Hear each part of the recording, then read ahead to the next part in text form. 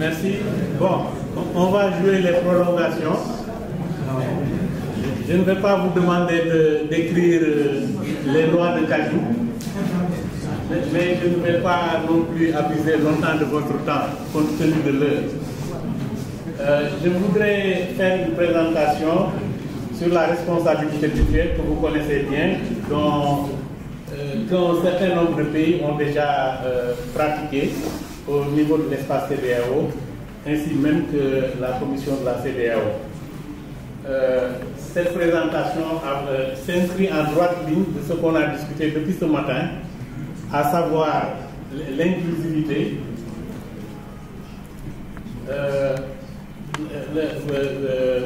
la planification basée sur des preuves, etc. Donc, si nous avons suivi nos leçons, nous avons bien fait notre planification et nous avons mis en place nos instruments, nos outils pour la mise en œuvre. Il est également important d'avoir un mécanisme qui est un des principes également du CADEC et de Malabo, qui est la responsabilité mutuelle.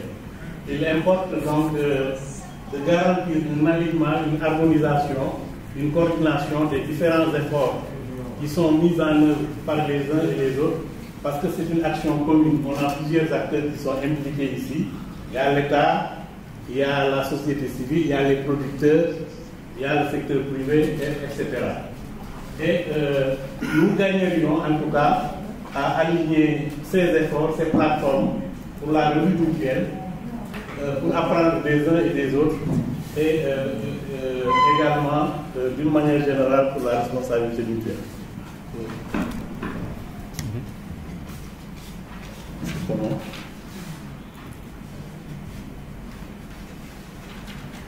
Bon, mon exposé ne sera pas long. Comme je l'ai dit, vous êtes habitués déjà à ce processus. Je vais vous parler de trois choses. Les principes clés sur la responsabilité mutuelle, également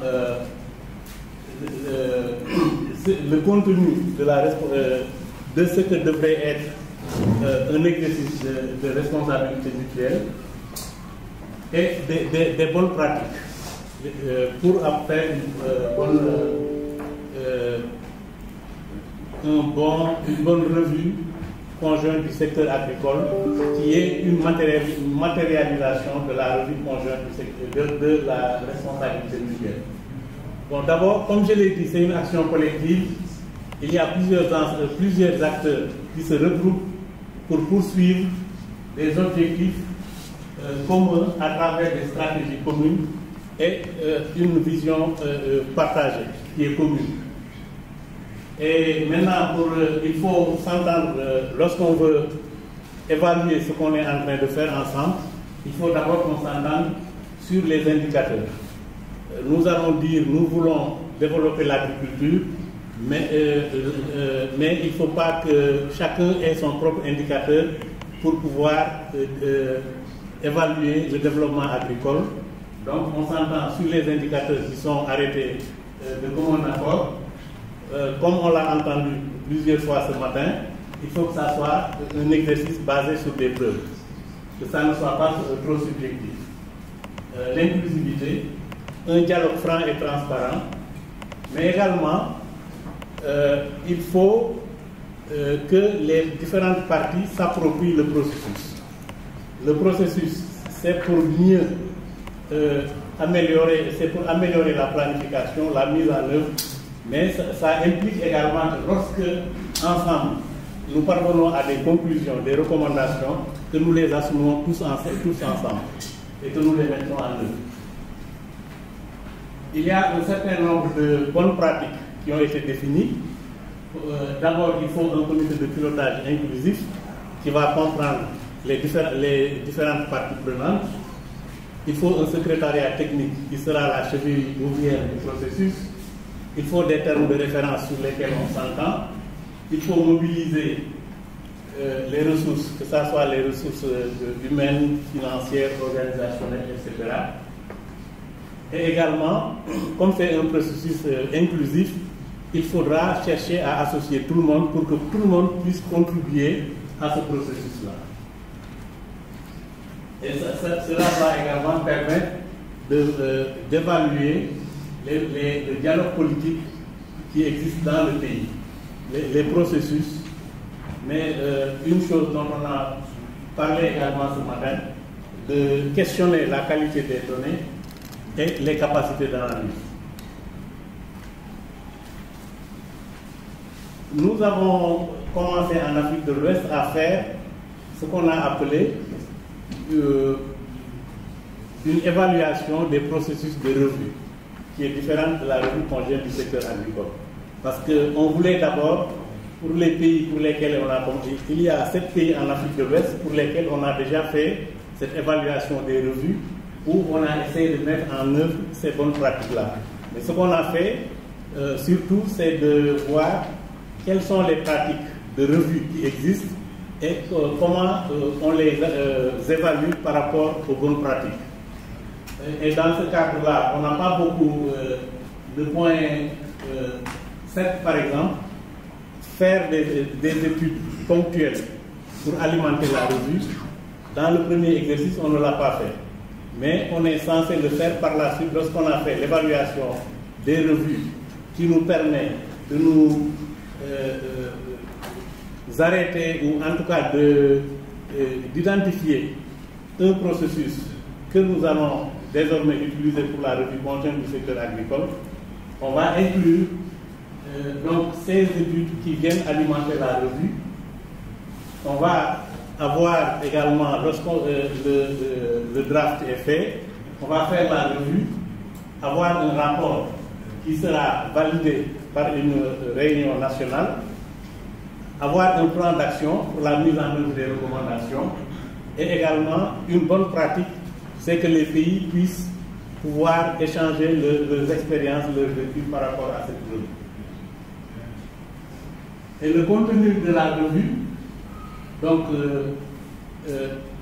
comme on en a parlé ce matin, il y a certains indicateurs du développement. Parce qu'en réalité, ce qu'on est en train d'évaluer, c'est d'abord des objectifs qu'on s'est fixés. On veut parvenir à éliminer la faim, on peut parvenir à réduire la pauvreté, à augmenter le commerce, etc. Donc tous ces objectifs, il faut qu'on essaie de les évaluer à travers les indicateurs. Et important aussi, c'est l'évaluation des engagements des différents acteurs. Parce qu'ici, c'est une revue conjointe, donc c'est tout le monde qui est évalué à travers ces engagements. Les États, la société civile, le secteur privé, les producteurs, tout le monde. Il faut également qu'on ait une évaluation institutionnelle, comme mon professeur en a parlé. Il faut évaluer la mise en œuvre des politiques. Est-ce que les politiques, même si elles ont été définies de manière cohérente, ont été mises en œuvre pour atteindre les objectifs. Et il est important de voir également les différentes actions que nous menons, comment elles se complètent pour qu'on puisse atteindre les objectifs que nous recherchons. Et il est, comme je l'ai dit, il faut que les recommandations ne dorment pas dans les tiroirs. On fait des recommandations pertinentes assorties d'un plan de mise en œuvre et de suivi. Bon, ça c'est la manière dont en Afrique, en particulier en Afrique de l'Ouest, nous avons matérialisé la responsabilité mutuelle.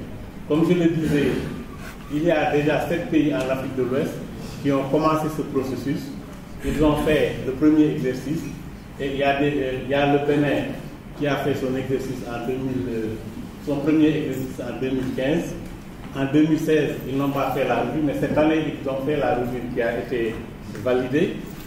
Le Burkina est à sa énième revue, le Ghana idem, le Sénégal, le Mali est en cours de finalisation de sa première revue, qui est une évaluation. On a le Togo qui a fait également des revues, et peut-être j'oublie un pays, j'ai cité le Burkina. Bon, anyway. Et ce qui est important encore, c'est que la CEDEAO est la première communauté régionale à avoir fait une revue conjointe du secteur agricole. Je vous remercie.